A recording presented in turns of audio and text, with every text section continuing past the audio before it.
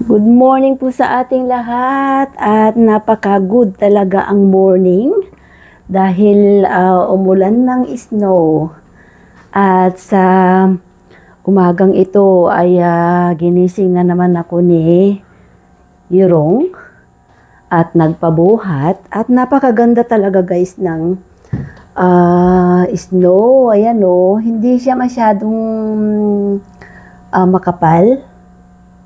Ayan. Yung heater namin. Kaya umuusok yan dahil sa heater namin. Ang ganda guys ng ng labas.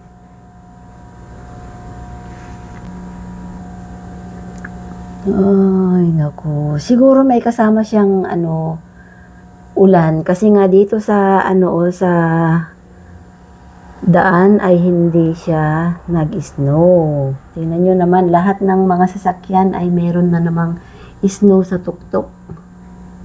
Yan, ang tuktok ng mga sasakyan ay may snow siya. Ayan nga, natuluyan na ngayong snow.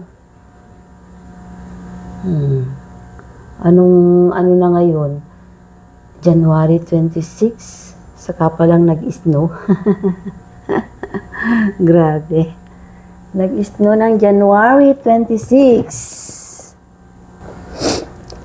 Baka hindi kami makalabas dito ni Yorong dahil nga nag-i-snow siya. Malamig sa labas. Pero ito kasi, nabuboring siya. Nagpapalabas siya lagi. Kahit na ganito na malamig na malamig. Ewan ko, baka mamaya ng konti ay aakyat din kami ng bundok. Dahil ito ay hindi niya kayang hindi lumabas kasi sanay yan sa labas. Sanay siya doon sa eskwelahan niya. Kasi ang eskwelahan nila ay nasa labas. Sila naglalaro lang. Dahil bakasyon ni Yorong, 2 months ang bakasyon niya, kaya nandito siya sa bahay. At yan nga, kaaga-aga pa lang. Sabagay, alas 8 na, pero alas 6 pa lang ginigising na ako dahil siguro yun ang gising ng nanay niya doon. Pagka pumapasok yung nanay niya, yan siguro yung gising niya at siya yung nanggigising. Siya yung nanggigising sa nanay niya. Aygo. Napaka-sweet niyang bata-batuta. Super sweet ni Yorong. Ginigising ang lola. Kuji? Ay, natulog ka na naman dyan. Ganyan yan. Pagka kinakarga ko, natutulog siya.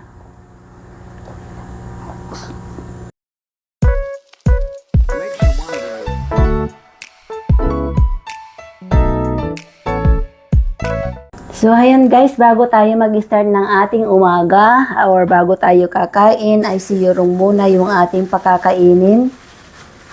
Dahil alas 8 na ng umaga at naghahanap na siya ng makakain. Palitan muna natin yung tubig. Yung tubig niya. Bawat kain niya ay pinapalitan ko ng tubig niya para maging fresh.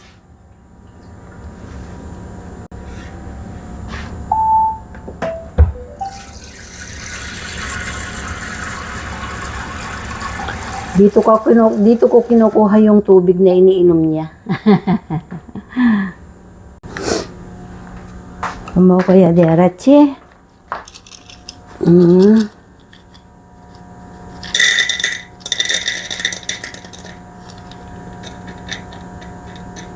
Diyan. Yorong mo ko. Pamoko.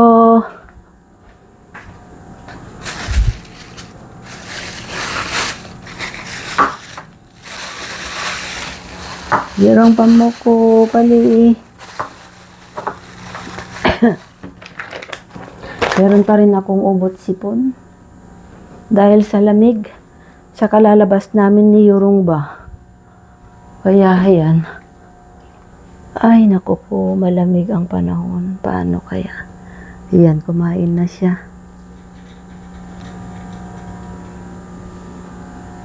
Ganyan siya kung kumain.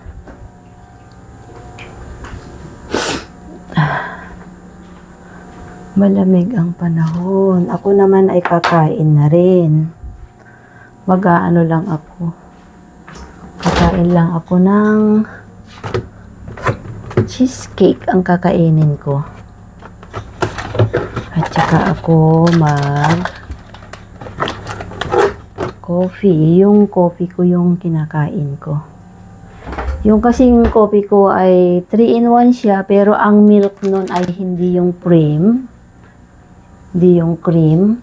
Kung hindi yung milk powder. Kaya okay lang yan sa akin. Ay go. Wako di? Palimogo yo. Ay go. Hindi ako masyadong nagkakape. Paminsan-minsan lang. Pero itong kape na to ay okay lang siya. At kahit nga umiinom ako ng kape na to, ano lang. Nakakatulog din ako ng gabi. So, ayan lang ang ating kakainin. Cheesecake at saka itong coffee. Alam mo nyo, tapos na siyang kumain. Ay, naku. Ayan o, ayan. Naghihintay na naman siya ng kakainin niyang ibibigay ko kasi yung merienda niya. Pagkatapos ng ng pagkain niya, meron akong merienda na ibinibigay sa kanya, yung dried na baka. Kaya yan hinihintay niya. Ay, naku po. So, bigyan muna natin siya ng dried na baka. Pero, yan, susunod-sunod yan. Mag-breakfast muna tayo, guys.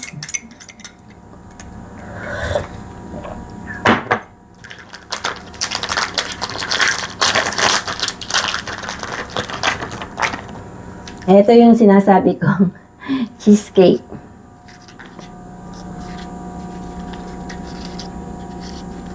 Kain muna tayo ng ganito bago tayo kumain ng kanin mamayang lunch.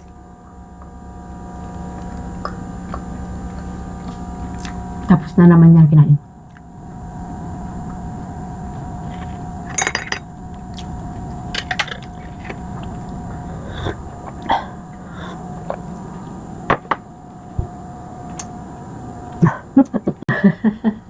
Nakaupo na siya kagad. Harmonison? Okay. Chung Song! Ay go. High five! High five! High five! Ayaw na niyang tumamad siya.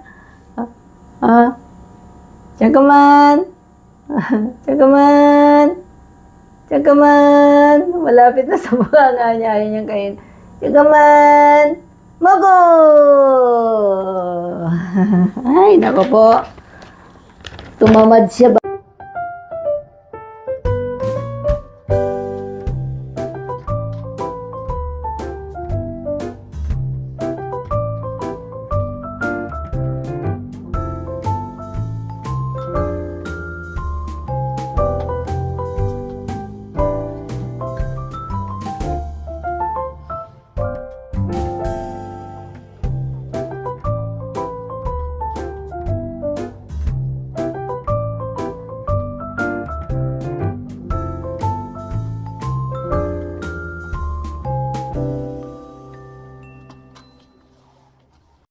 At ayun nga guys, dito sa bahay ay napakagandang spot yung aking nakuha. Dahil dito kami sa harapan ng mountain. Pag nandito ka sa salas na nakaupo ay makikita mo dito sa mountain. Ayan, pag dito ka umupo habang nanonood ka ng TV ay makikita mo yung mountain. Marami kang makikita dyan. Mga naglalakad or mga nag-i-exercise habang nanonood ka ng TV.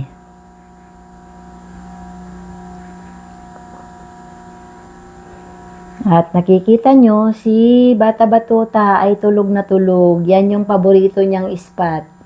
Dahil medyo malamig dyan.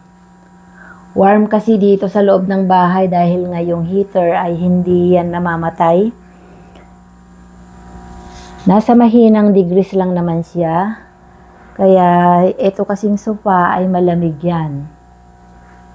Dahil sa malamig ang panahon, pagka nahiga ka sa ganyang walang ganito ay medyo malamig. Especially nakabukas yung isang bintana, yung blind niya. Nakabukas yung ganyang bintana niya or ganyang salamin. Kaya malamig yung pumapasok na hangin. Kaya maganda yan dyan. Tingnan nyo, tulog na tulog si Bata Batuta. Habang ako ay nanonood ng TV. Wala naman na akong gagawin guys, kasi nga nakalinis na ako. Malinis naman yung bahay. Ayan. Yung hindi ko pa napalinisan yung aquarium ko. Baka sakaling bukas ay mapapalinis ko na siya. Dahil nga, sabi nga ni Ayusin nung tinawagan ko ay hindi pwedeng linisan dahil masyadong maginaw. Pero ewan ko sa ngayon, kung tawagan ko siya bukas ay makakapunta siya dito. Dito naman sa kusina ay malinis din. Kaya lang hindi pa ako nakapaghugas ng pinagkainan ko, yung pinagkapihan ko. Di ba, nagkapi ako at hindi pa ako nakapagtapon ng basura, na mga pagkain na basura. At ang ganda talaga guys ng aking flower vase dito na dalawa. Yan yung mga nagsisilbing purifier ko. Ay, purifier, yung umaano yung tubig. Yan. So, yan yung hindi pa tayo nakapaghugas. Mamaya na lang ako maghuhugas kasi baka makapunta kami sa mountain. Baka makapaglakad kami ni Yorong dyan sa mountain kasi medyo parang okay naman na yung yung weather. Hindi na masyadong malamig at meron akong nakitang aso din na umakyat. Baka sakaling makaakyat kami dyan sa mountain mamaya para makapaglakad-lakad ng konti itong Bata Batuta. Ayan, iba na naman yung style niya. Ayan. Nakakaano naman siya. Ang cute niya talaga. Mas gusto ko nga dito na lang siya tumira Huwag nang mag-aral. Kasi nga doon sa pag-aaral niya, hindi naman puro laro lang doon. Inailalaro ko naman siya dito. At dahil po sa tanghalian na, ay nagluto ako ng sinigang na mamoy. Konti lang yung sinigang ko na mamoy kasi nga ayokong kumain ng paulit-ulit. Pwede, kaya nga lang, lang siya. Halimbawa tanghali o kaya mamayang gabi ulit. Kaya nagluto lang ako ng konti. At ito yung aking kakainin. Ayan, nagsigang po ako ng pork na nilagyan ko ng pechay, radish, tsaka mushroom. Gustong-gusto ko kasi yung mushroom na ganyan. Tsaka yung kanin natin since lunch, kakain ako ng marami. So, let's eat guys. Kain po tayo at maingay yung aking background kasi nga naglalaba ako ng mga damit.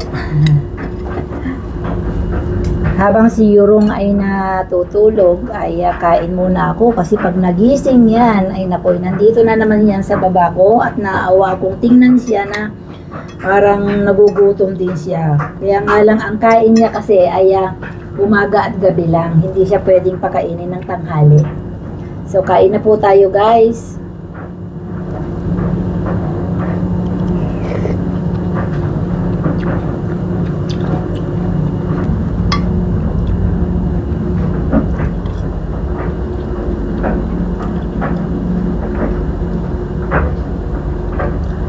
Yung mushroom ay lagi akong bumibili ng ganitong mushroom.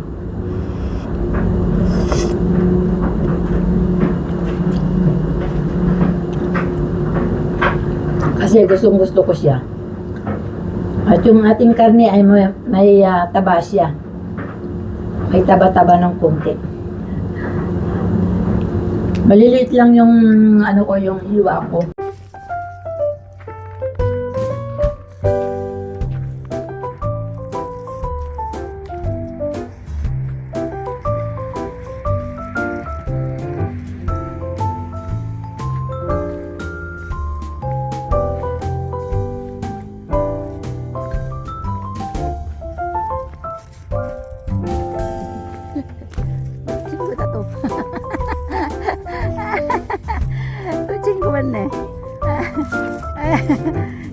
친구네. 왜? 구야 너. 너는 왜? 한 살이요. 네, 한 살 됐어요. 아, 그래요? 귀여워.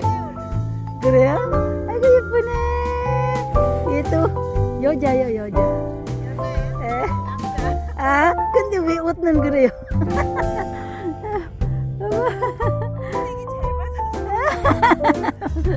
친구네? 아, 동생이네, 동생.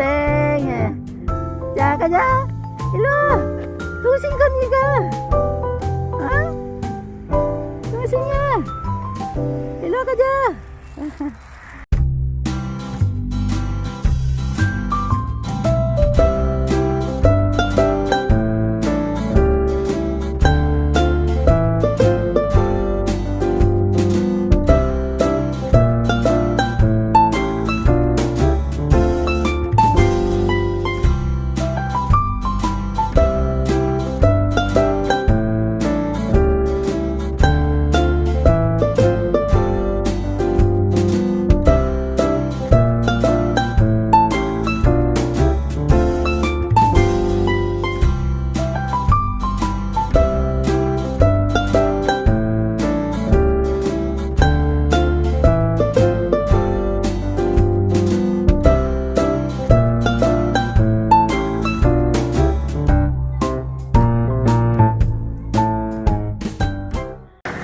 Ayan guys, mag-dinner na tayo. It's a long journey today. Dahil si Yorong ay pagod na pagod. Everyday na lang siya pumupunta ng mountain kasi nga doon siya tumatay. Ngayon guys, kain na tayo. After ng shower ko ay ngayon pa lang ko kakain ng dinner.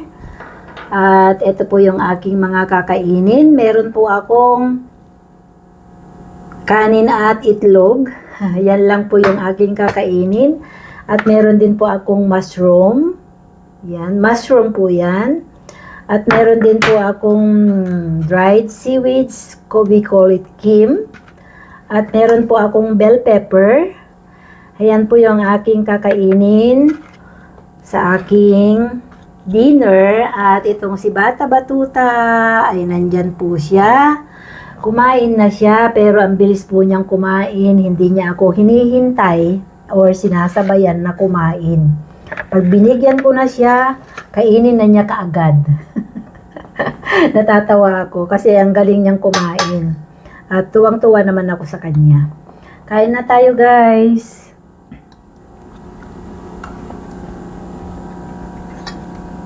Napagod talaga ako yan.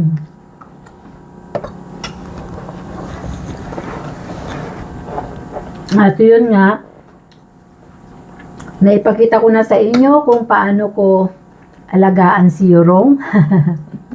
Especially pagka lumalabas kami at pagbalik namin dito ay ganun yung ginagawa ko sa kanya. Pagkatapos kong tanggalin yung mga kinabit ko sa kanya, ayun yung ginagawa ko, mag-toothbrush siya, linisan yung paa niya, ganun. At yung tenga, yun. So, thank you guys for watching. God bless you all.